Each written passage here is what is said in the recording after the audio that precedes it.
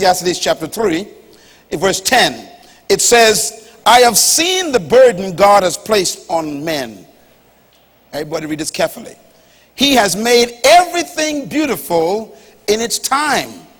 He has also set eternity in the hearts of men. Underline that, please. Yet the man cannot fathom what God has done from the beginning to the end. A couple of things in this verse that are so confusing. First of all, it says that God, he matures everything in its time. One translation says he makes it beautiful. Beautiful means to be fulfilled or matured. God matures everything in its time. That means you were sent to earth to do something in a certain time. And you got to find it quickly so you can do it in the time you're supposed to do it. But it also says he has set eternity in the hearts of men. That means even though you are in time, you are not from time. You are tied to an eternity. You came out of eternity in time. And even though you are in time, you still got a contact with eternity. You are an eternal spirit, but you live in time. And that makes you almost a mystery to life, because you have capacity to tap into the unseen world, into the eternal world, even while you are in time. It's confusing enough. In other words, God took you out of eternity and put you in time, but didn't take eternity out of you. This is why your capacity is unlimited.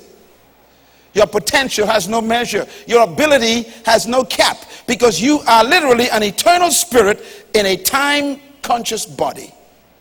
I put it to you then that we can understand what God has done, it says, from the beginning to end. Where did time come from? Who created time? I read this verse for you because I think it's important to understand that time was created by God. But God created time, but he lives in eternity. And that creates some problems for us, because God created time, placed us in it, but he doesn't live in it. When God tells you, I'll see you tomorrow, that could be 1,000 years.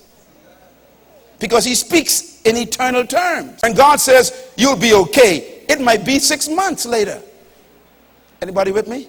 See, when God told Adam, I will send the seed of the woman, and he shall crush the serpent's head. 4,000 years later, the seed showed up. Now, the reason why the apostles thought that Christ was coming in their lifetime is because they forgot that God doesn't speak in our terminologies in time. When Christ says, I'm leaving, but I'll be right back, they thought he was coming back, until Peter says, wait a minute, I just remembered what David says. David says, one day could be 1,000 years to God.